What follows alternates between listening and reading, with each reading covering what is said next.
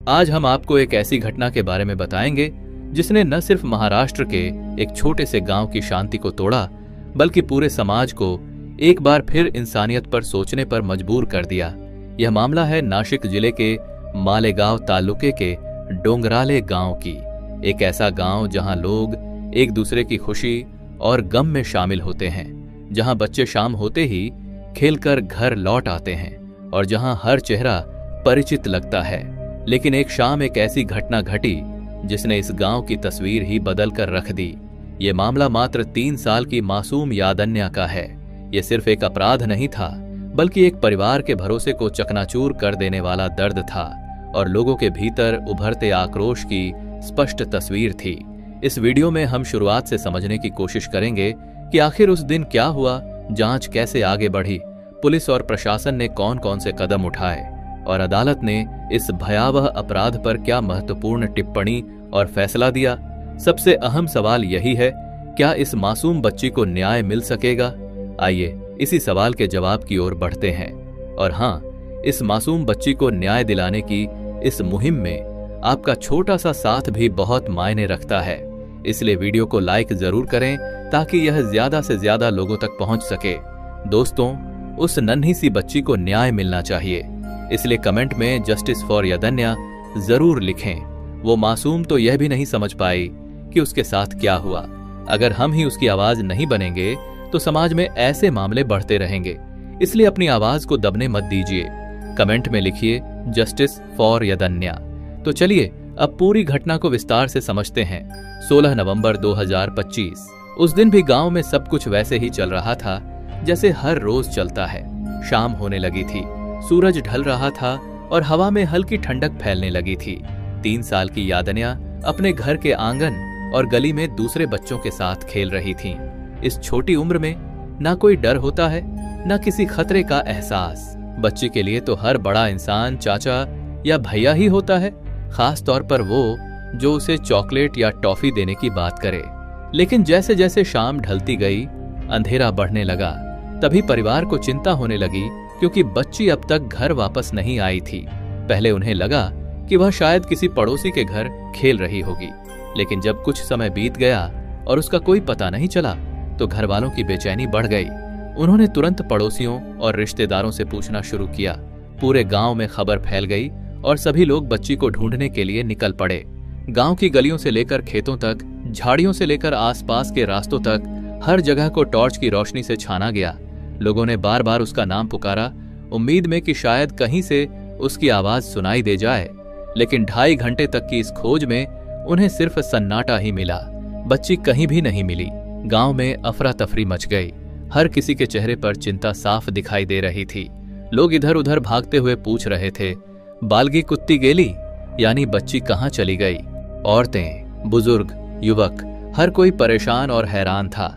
इतने छोटे से गांव में जहां हर इंसान दूसरे को अच्छी तरह जानता है, वहां 3 साल की बच्ची का अचानक गायब हो जाना किसी बड़े सदमे से कम नहीं था। गांव के लोग लगातार खोजते रहे, हर दिशा में देख लिया, लेकिन बच्ची का कोई निशान नहीं मिला। आखिर जब सभी कोशिशें नाकाम हो गईं, तो परिवार ने मजबूर होकर पुलिस को फोन किया और बच्ची की गुमशुदगी की रिपोर्ट दर्ज कराई। गुमशुदगी की रिपोर्ट मिलते ही पुलिस भी तुरंत हरकत में आ गई और अपनी खोज शुरू कर दी। इसी दौरान गांव के कुछ लोग बच्ची को खोजते हुए गांव की सीमा पर बने मोबाइल टावर की तरफ पहुंचे। ये जगह थोड़ी सुनसान थी और चारों तरफ झाड़ियां थीं। उसी जगह झाड़ियों के बीच उन्हें कुछ ऐसा दिखा जिसने सबको अंदर तक हिला दिया। वहां यादन्या का शरीर मिला। जैसे ही यह खबर पूरे गांव में फैली, माहौल पूरी तरह शोक और डर में बदल गया। यादन्या की हालत देखकर साफ समझ आ रहा था कि उसके साथ कुछ बहुत गलत हुआ है। यह किसी हादसे जैसा बिल्कुल नहीं लग रहा था, बल्कि एक गंभीर अपराध था। लोगों ने तुरंत पुलिस को सूचना दी। पुलिस ने मौके को सील कर दिया ताकि कोई सबूत खराब ना हो। उसी रात फॉरेंसिक टीम FSL को भी बुला लिया गया ताकि वे घटना स्थल की वैज्ञानिक तरीके से जांच कर सकें। FSL टीम ने मौके पर पहुंचकर पूरी जगह को बहुत ध्यान से जांचना शुरू किया। सबसे पहले उन्होंने कपड़ों से नमूने लिए ताकि बाद में पता लगाया जा सके कि उन पर कौन कौन से निशान या सबूत मौजूद हैं। इसके बाद टीम ने आसपास की मिट्टी इकट्ठा की, क्योंकि मिट्टी में भी कई अहम सुराग मिल सकते हैं। उन्होंने जमीन पर पड़े पैरों के निशानों, फुटप्रिंट को गौर से देखा, उनके फोटो लिए और उन्हें रिकॉर्ड किया ताकि यह समझा जा सके कि कौन कौन उस जगह तक आया था। बड़ी सावधानी से हर छोटा सा निशान, रेशा और अन्य जरूरी चीजें इकट्ठा की ताकि आगे की जांच में उनका इस्तेमाल किया जा सके। जब सारी जांच पूरी हो गई तो इन सबूतों को ध्यान से पैक कर सील किया गया और फॉरेंसिक लैब में भेज दिया गया, जहां उनकी वैज्ञानिक तरीके से जांच की जानी थी और शरीर को भी पोस्टमार्टम के लिए भेज दिया गया। अब जांच की दिशा साफ हो चुकी थी। ये सिर्फ एक कांड का मामला नहीं, बल्कि एक बच्ची के साथ बेहद घिनौना अपराध का मामला भी था। अगला और सबसे जरूरी कदम था ये पता लगाना कि उस शाम असल में हुआ क्या था। घर से मात्र 300 मीटर दूर ही बॉडी का मिलना यह इशारा कर रहा था कि कातिल कोई आसपास का ही है। पुलिस ने जब सभी घर वालों और आस पड़ोस और गांव वालों से पूछताछ शुरू की तो पता चला कि यादन्या हमेशा घर के पास ही मोहल्लों के बच्चों के साथ खेला करती थीं। इसलिए पुलिस ने मोहल्ले के बच्चों से बात की जो उसी समय उस मासूम बच्ची के साथ खेल रहे थे। पुलिस ने बच्चों से धीरे धीरे और प्यार से पूछा कि उन्होंने क्या देखा था। बच्चों ने बताया कि खेलते वक्त एक आदमी वहां आया था। उसने बच्ची को चॉकलेट देने का लालच दिया और उसे अपने साथ चलने के लिए कहा।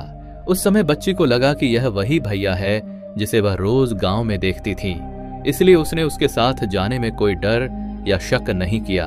बच्चों ने यह भी बताया कि वह आदमी अजनबी नहीं था, वह गांव में ही रहता था और अक्सर इधर उधर घूमता दिखाई देता था। बच्चे उसे नाम से नहीं बट भैया कहकर बुलाते थे। यही कारण था कि बच्ची ने उसे अपना ही कोई जाना पहचाना व्यक्ति समझा। किसी बाहरी आदमी पर तो बच्चे शायद ध्यान देते, पर एक परिचित चेहरे पर बच्ची को भरोसा हो गया और इसी भरोसे का फायदा उठाकर वह आदमी उसे खेल के बीच से चुपचाप अपने साथ ले गया। बच्चों की बताई गई ये छोटी छोटी बातें ही पुलिस के लिए सबसे बड़े सुराग साबित हुईं और जांच की दिशा वहीं से बदल गई। बच्चों से मिली जानकारी और गांव वालों की मदद से पुलिस की नजर आखिर एक संदिग्ध पर जाकर टिक गई।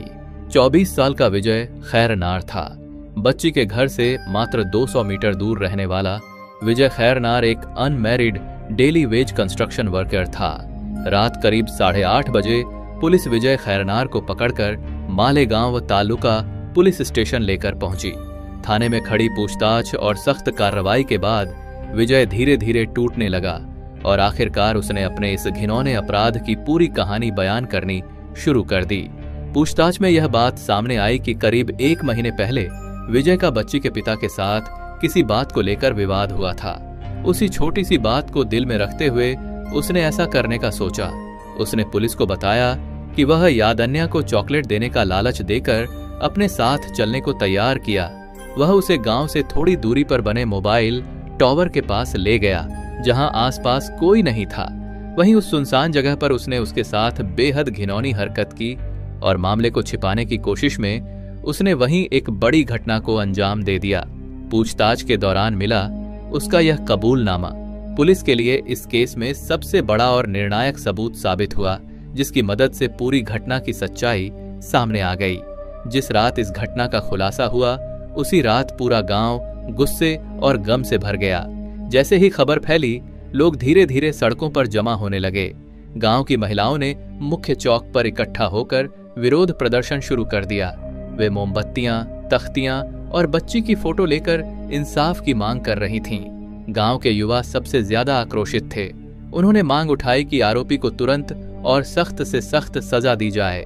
गांव वालों की एक ही मांग थी, इस केस की सुनवाई फास्ट ट्रैक कोर्ट में हो ताकि बिना देरी के दोषी को सजा मिल सके। कई जगहों पर लोगों का गुस्सा इतना बढ़ गया कि उन्होंने सड़कों को भी जाम कर दिया। हर तरफ 2 नारे गूंज रहे थे, आम हाला न्याय हवा, हमें न्याय चाहिए, भरचौकात शिक्षा दिया, चौक में खुलेआम सजा दो। लोगों का यह गुस्सा पूरी तरह जायज था क्योंकि इस अपराध ने इंसानियत की हर सीमा पार कर दी थी। पुलिस ने आरोपी विजय खैरनार को अदालत में पेश किया। कोर्ट ने पुलिस की दलीलों को सुनकर उसे पुलिस हिरासत रिमांड में भेज दिया ताकि पुलिस और गहराई से पूछताछ कर सके और केस से जुड़े सभी पहलुओं को स्पष्ट कर सके। पुलिस मुकदमा लिया था, लेकिन असली भीड़ और घमागमी 20 नवंबर को देखने को मिली। ये इस केस के लिए बेहद अहम दिन था। उस दिन आरोपी को फिर से कोर्ट में लाया जाना था। कोर्ट में पेशी की खबर फैलते ही लोगों का गुस्सा चरम पर पहुंच गया। अदालत के बाहर हजारों की संख्या में लोग जमा हो गए। गांव वाले, आसपास के क्षेत्र के निवासी और सामाजिक कार्यकर्ता सभी इंसाफ की मांग को लेकर सड़कों पर उतर आए। प्रदर्शनकारियों के नारों से पूरा इलाका गूंजने लगा। हर तरफ आवाजें उठ रही थीं, न्याय चाहिए, मृत्युदंड दो। इन नारों ने माहौल को और तीखा बना दिया। भीड़ का गुस्सा इतना बढ़ गया कि कुछ लोगों ने कोर्ट के मुख्य गेट की ओर पत्थर और जूते तक फेंक दिए। स्थिति बिगड़ती देखकर पुलिस को भीड़ पर काबू पाने के लिए लाठीचार्ज करना पड़ा। बढ़ते तनाव और सुरक्षा के खतरे को देखते हुए अदालत ने तुरंत फैसला लिया कि आगे की सुनवाई वीडियो कॉन्फ्रेंसिंग के जरिए की जाएगी, ताकि किसी की सुरक्षा को खतरा न पहुंचे और कार्यवाही शांतिपूर्वक जारी रह सके। इस पूरे मामले में प्रशासन ने भी काफी संवेदनशीलता दिखाई।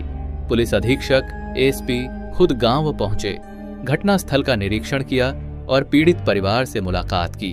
उन्होंने परिवार को भरोसा दिलाया कि उन्हें हर संभव मदद मिलेगी और यह केस पूरी गंभीरता के साथ देखा जा रहा है। अधिकारियों ने इस मामले को अत्यंत संवेदनशील बताते हुए कहा कि इसकी जांच में किसी भी तरह की लापरवाही नहीं बरती जाएगी। फिलहाल आरोपी विजय खैरनार पुलिस हिरासत में है और उससे लगातार पूछताछ की जा रही है। जांच अधिकारी उससे घटना के हर छोटे बड़े पहलू को समझने की कोशिश कर रहे हैं, ताकि सच्चाई पूरी तरह सामने आ सके। सोशल मीडिया पर भी यह मामला तेजी से फैल गया है। हजारों लोग जस्टिस फॉर यादन्या जैसे हैशटैग के साथ पोस्ट कर रहे हैं, संवेदनाएं व्यक्त कर रहे हैं और ऐसे अपराधों के लिए कानून को और सख्त करने की मांग उठा रहे हैं। पूरे देश की नजर अब इस केस पर टिकी हुई है। हर कोई यही चाहता है कि उस मासूम को न्याय मिले और दोषी को ऐसी सजा दी जाए जो भविष्य में ऐसे अपराध करने वालों के लिए एक कड़ा संदेश बने। वह 3 साल की मासूम बच्ची जिसने दुनिया को समझना शुरू ही किया था, जिसकी किसी से कोई दुश्मनी नहीं थी, वह इतनी दरिंदगी की शिकार हो गई। इस दर्दनाक घटना ने हम सभी को झकझोर कर रख दिया है, लेकिन इससे उपजे गुस्से और एकजुटता ने एक उम्मीद भी जगाई है। उम्मीद है कि न्याय की जीत होगी। उम्मीद है कि इस मासूम की आवाज बुलंद होगी और उसे इंसाफ मिलेगा। हमारी यही प्रार्थना है कि ऐसी घटनाएं दोबारा न हों। Justice should be delivered fast and Strang. अगर आपने अभी तक वीडियो को लाइक नहीं किया है तो कृपया लाइक करें और चैनल को सब्सक्राइब करना ना भूलें। धन्यवाद।